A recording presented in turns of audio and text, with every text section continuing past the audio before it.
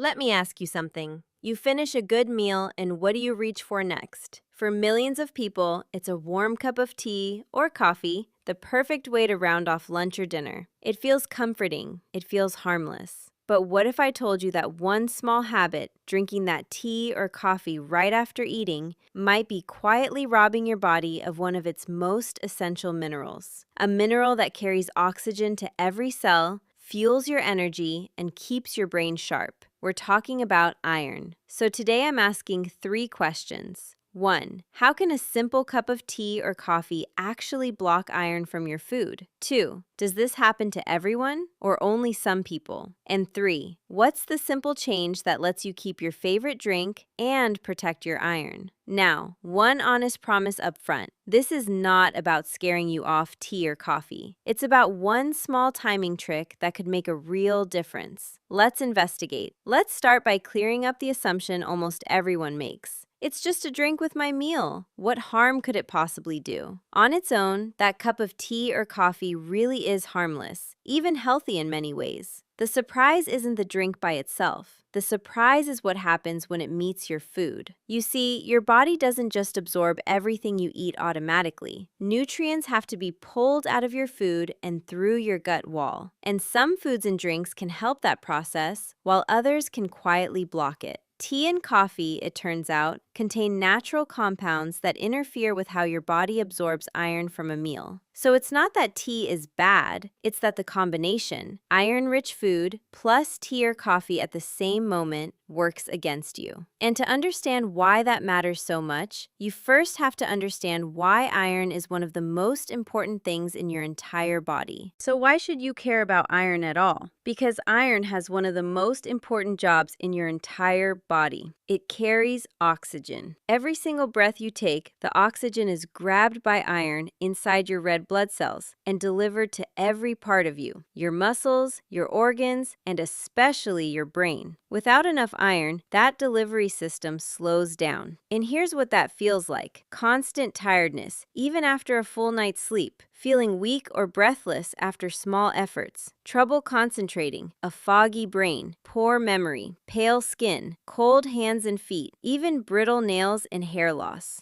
So many people walk around feeling exhausted and just not themselves for months, never realizing it might be connected to low iron. Now, low iron has many possible causes, and we'll be careful about that. But here's the key. If your iron is already on the lower side, the last thing you want is a daily habit quietly making it harder to absorb the iron from your food. And that brings us to the real culprit hiding in your cup. So what exactly in tea and coffee blocks iron? The main culprits are natural compounds called tannins and polyphenols. Now, polyphenols aren't villains. In many ways, they're actually good for you, which is part of why tea and coffee have health benefits. But they have one inconvenient habit. When they're in your gut at the same time as iron from your food, they grab onto that iron and lock it up, forming a bond your body struggles to break. And when iron is locked up like that, your gut can't absorb it. It simply passes through and out of your body, wasted. And this effect is not small. Studies have found that drinking tea with a meal can cut the absorption of iron from that meal dramatically, in some cases by more than half. Think about that. You eat a healthy, iron-rich meal, then wash it down with tea or coffee, and a large chunk of that iron just slips away. The food did its job, the drink quietly undid it. But here's where it gets interesting, because it doesn't hit all iron equally. Here's a crucial detail most people never hear.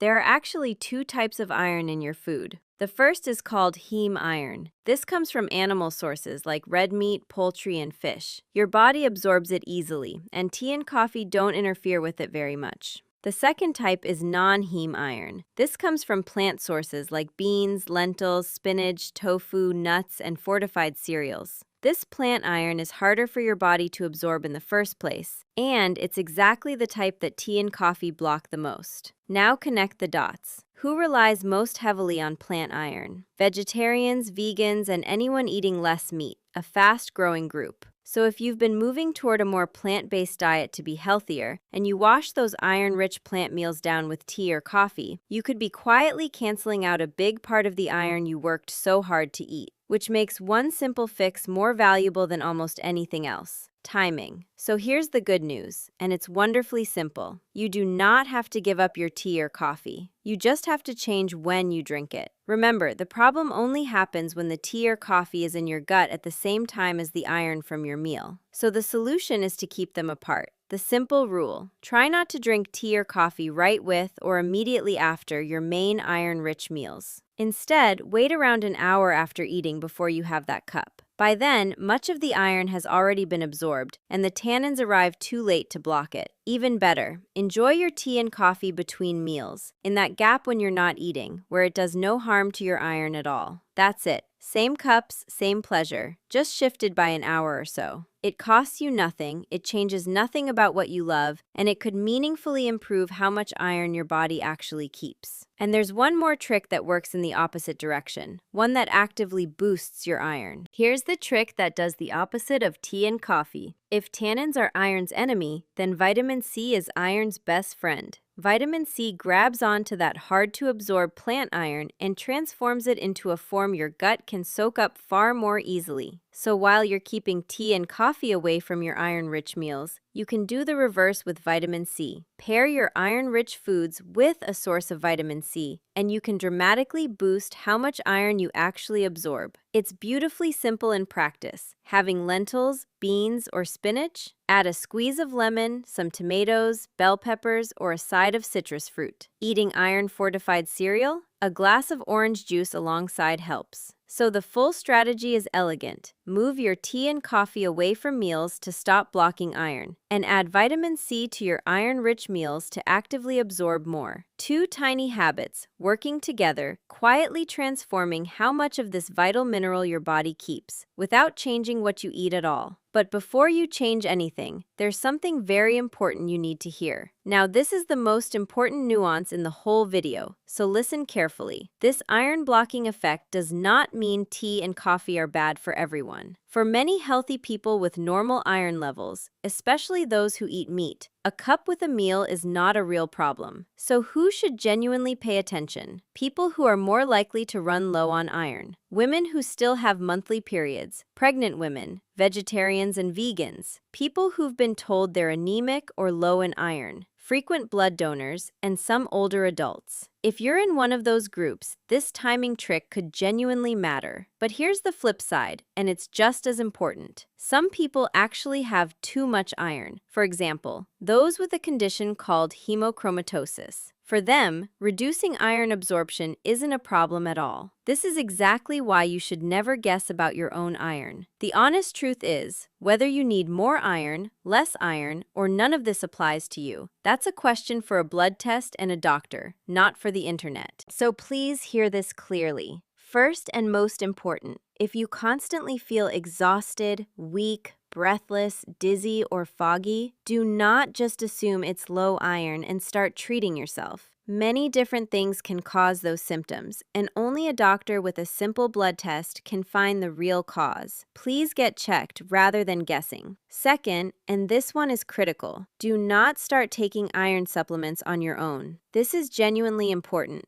Too much iron is harmful, and iron supplements can be dangerous, especially if you don't actually need them, and very dangerous if children get hold of them. Iron supplements should only ever be taken when a doctor has tested you and prescribed them. Third, this whole video is about a gentle timing habit with food and drink. It is general education, not a diagnosis or treatment plan for you personally. If you're pregnant, have a medical condition, or are worried about your iron, talk to your doctor. They can test you and give advice that's right for your body. Small, sensible habits are great. Guessing about your blood is not. When in doubt, get tested. So let's step back, because this tiny tea habit teaches us something we forget all the time. We tend to judge our diet food by food. Is this healthy or unhealthy? But your body doesn't experience foods in isolation. It experiences combinations. Here, you have two things that are each perfectly fine on their own: a nourishing meal and a comforting drink. But put together at the wrong moment, one quietly cancels out the benefit of the other. And the reverse is just as true. Pair iron with vitamin C, and they make each other stronger. This is the hidden world of how food really works inside us. It's not just what you eat, but what you eat it with,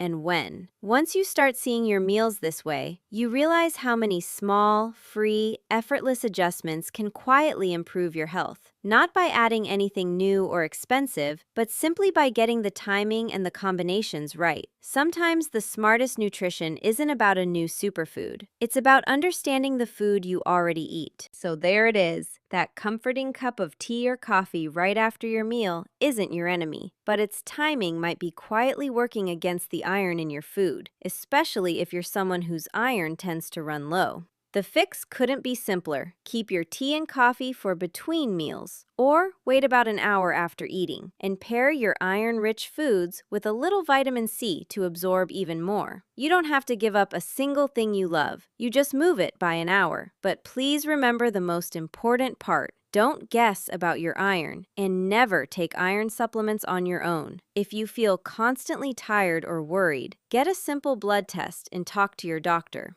Small, smart habits built on real understanding. That's how you quietly take better care of yourself. If this video taught you something genuinely useful, share it with someone who always reaches for tea or coffee the second they finish eating. You know exactly who I mean. Take care of yourself, and I'll see you in the next one.